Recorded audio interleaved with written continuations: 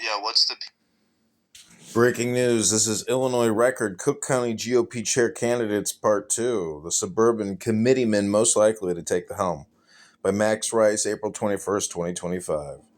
With a majority of votes for Cook County GOP Chair coming from the suburbs, all serious contenders are based there. The Illinois Record profiles the suburban committeeman with the strongest shot at winning the chairmanship this Tuesday, Aaron Delmar. Aaron Delmar, 5th District GOP State Central Committeeman, Palatine GOP Chair, Palatine Highway Commissioner, and former owner of SoulRaper.com, has secured the first vote in the Cook County GOP Chair race. Northfield Township Chair T.J. Brown cast the ballot in a letter to constituents. Brown acknowledged that Delmar is likely eyeing a run for governor and admitted it's a conflict, but said he backed him anyway, citing Delmar's fundraising and candidate recruitment experience. Above is an email from T.J. Brown to Northfield Republicans. However, T.J. Brown's reasons are not based in reality. Delmar was the Cook County GOP chair in the past. When he left in 2013, the organization had just $60 in the bank, enough for 3 meals at Chipotle. Illinois Sunshine Cook County GOP's balance sheet at the end of Delmar's first term and over $2,000 in debt. Today, his Palatine Township Committee has $1,400 on hand, and his recruitment record includes recruiting proud Democrats into township positions with taxpayer salaries. Aaron Delmar betrays Republicans, concocts shared power agreement with the Democrats. Even among his allies, there's no real pretense that Delmar is capable or interested in rebuilding the party. On his podcast, Delmar's consultant, Colin Corbett, has told others the plan is simple: use the post to prop up a gubernatorial run focused on Cook County. With over 5 million people, Cook is the largest county in Illinois. Delmar's ally, Colin Corbett, agrees the physical demands of a governor's campaign would likely come at the expense of actually doing the job of Cook County GOP chair. The position needs a full-time party chair, not a full-time governor's candidate who already has 2 other positions in the Illinois Republican Party and dropped a third. The idea of a Cook County GOP chair running for governor in a crooked primary where 80% of Republicans are likely to vote for someone else is unserious and taints the image of Republicans down the ballot and across the county. So is the notion that someone supposedly fighting government overreach is still clinging to a patronage job like highway commissioner in a township with 2 pass-through highways. Nonetheless, Delmar's campaign has picked up a second vote from Elk Grove Village's Ed Lipinski. To his credit, Lipinski has been upfront about the deal. He gets the Cook County GOP secretary role if Delmar wins. This gives Lipinski the ability to record any of the liberal moves the former head of SoulRaper.com, which has a chair, may make. Lipinski may also face a revolt in 2026. Many of his Elk Grove GOP members are castaways from Delmar's Palatine GOP and likely will not take the news well. Although we don't agree on every theory, Lipinski shared the Illinois Record's skepticism of the mRNA COVID-19 vaccines early on. Facebook, Dave Mother Snuggler, Shestukas, and Ed Lipinski. We refer to Shestukas as a mother snuggler for sleeping in the same bed as his mother well into adulthood. Lipinski may soon find himself at odds with Delmar, who criticized Pritzker for not giving away enough free vaccines during the pandemic. Delmar, who blamed Trump for January 6th, politics tend to track with those of his Democrat spouse. Delmar decries storming of U.S. Capitol by Tom Robb, Journal political editor, January 8, 2021. Aaron Delmar bashing up the local press. Chicago Tribune article, if Delmar cannot convince his wife to vote Republican, how can he convince other voters? Delmar's top lieutenant, Eric Angerer, has been propped up as chair of the Cook County Young Republicans and expect him to join the Misfit organization. He runs social media for the Palatine GOP, works with Delmar in the private sector, and handles everything from campaign operations to pickleball tournaments and blackjack nights. Midwest sales rep at Pyramid Printing and Promotional, board member at Federation of Illinois Young Republicans, blackjack dealer at U.S. Casino and Poker Rentals, crewman at U.S. Arcade Rentals, driver and setup crewman at American Pickleball Tour, former licensed insurance sales agent at County Financial, former staffer at Kathy Salvi for U.S. Senate. That would make him a public face of the GOP in one of the most diverse countries in America, where many areas are named after their distinct culture still intact. Little India, Chinatown, Ukrainian Village. Angerer's social media is a goldmine for Democrats seeking to paint Cook County Republicans as anti-black. This is Eric Angerer's, looks like his Instagram account.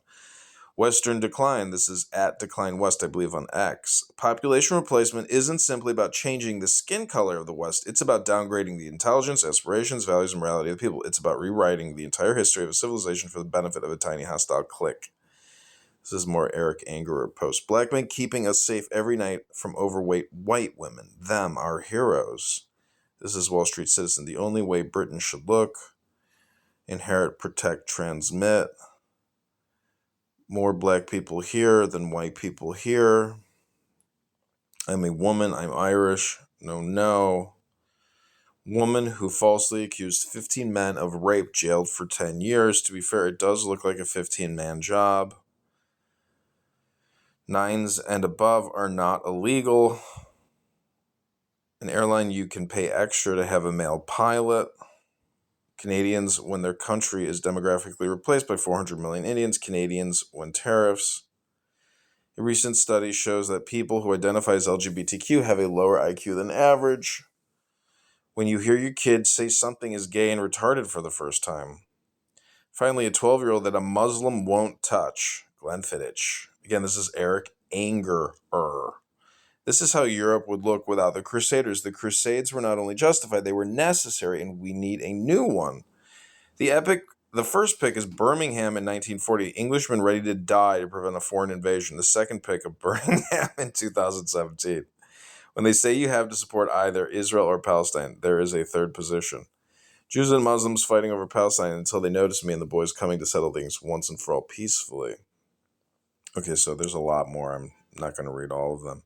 Eric's views are often contradictory. For example, he's also a fan of Muslim Andrew Tate, with former Illinois GOP General Counsel Doug Ebenthal already accusing Delmar of racism for trying to purge pro-black, pro-Trump committeemen. Delmar may force Eric to continue to work in the shadows. This is what Eric wrote on Facebook. Tristan Tate is spot on. Israel versus Iran won't start World War III if we just let the Israelis fight the Iranians. This, if I get my big, strong friend in, if I start losing attitude on both sides, is what's going to cause the end of humanity. Just let them fight it out. Delmar's path to victory seems real, and it's fortunate for Democrats who will have a toy punching bag for 1 year. In Aaron's term, expect a lot of incel memes, governor campaign endorsements, and perhaps the $4,000 in Cook County GOP account to go toward a Delmar for Governor Vespa. The one silver lining is that a Delmar win will inspire others to run for county chairs with petitions starting this August. George Ballas, a former first responder who now works in risk management. Ballas is ironically the least risky pick in the race. He stepped into leadership in Norwood Park chair to great success. As chair of Norwood Park Township, he's already shown a path to success, recruiting strong candidates, running tight elections, and staying rooted in core Republican values. Out of 83 Cook County zones, only 4 represent areas that voted for Trump. And George Ballas is one of them, candidates running tight elections and staying rooted in core Republican values. This is a screenshot from the Norwood Park U.S. election results, 56% for Trump. Ballas has also shown the political smarts to avoid the typical traps, steering clear of operations like Suris and the Northwest Side, GOP's openly anti-Republican playbook while not casting himself as a total outsider. He has built bridges across party factions without sacrificing principle and only making enemies with worthy insurgent Republicans. He's earned a reputation for honesty and professionalism, endorsed by Darren Bailey. Ballas is one of the few committeemen from the Chicagoland area who avoids the Rhino label while also not handing Cook County Democrats easy talking points in a populous county overdosed on MSNBC. This is Darren Bailey. George Ballas gets it. Illinois Record has obtained an email Ballas sent to fellow committeemen outlining his platform priorities and plan to get the party back on track. It's clear-headed and grounded in common sense conservatism.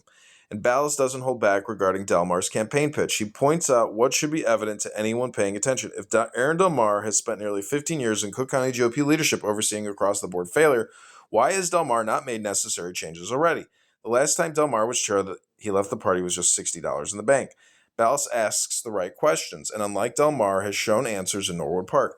Ballas also rejects using the chairmanship as a springboard, an unmistakable jab at Delmar, who aims to use the post to launch his 2026 gubernatorial bid. Taking a page from George Washington, Ballas has pledged to serve only 1 year, enough to stabilize the party, rebuild donor trust, and lay a solid foundation for the future. If the Morrison coalition fractures, Ballas could quickly become the consensus pick, with someone this capable in the race voting for Delmar, or someone even weirder, is a fantastic opportunity to reveal which of Cook County GOP committeemen are worthy of replacement in 2026. Bradley Stevens, Layden, son of Rosemont Mayor Donald Stevens. Wow, Brad Stevens isn't just a title collector like Del Mar, he's a title manufacturer. He's the mayor of Rosemont, a sitting state representative, the elected Republican committee person in Layden Township. He also held elected office as a Rosemont Village trustee and Layden Township supervisor and served on both the PACE board and the Illinois State Toll Highway Authority board. The man doesn't just hold offices, he squats them. Brad Stevens state rep website. Stevens isn't a conservative firebrand, and he draw pushback from MAGA, Maha, and religious factions, especially after backing Richard Irving in the last governor's race. But that's not necessarily disqualifying a field where ideology is often an afterthought. Politics won't matter much among the 83 primary inactive or transactional committeemen if Stevens offered each a medium pizza and a $25 venture card committeeman, he could lock down 40% of the vote. That's how low the bar is and how far ahead he already stands. While there's no evidence of personal wrongdoing, Stevens' fingerprints around local, state, and party power centers don't exactly help the GOP case when it comes to hammering Democrats over corruption. Still, the good government critique may be beside the point. Stevens runs the most effective electioneering operation in Cook County. He wins big and clean every time. And as the heir to the Donald E. Stevens Convention Center, just gifting 10 tickets to a Keisha concert could double the size of the Cook County GOP's $4,000 bank account. If he gets in the race, he might be the only one with the leverage to make Morrison kiss his ring at Moretti's and then take the whole thing.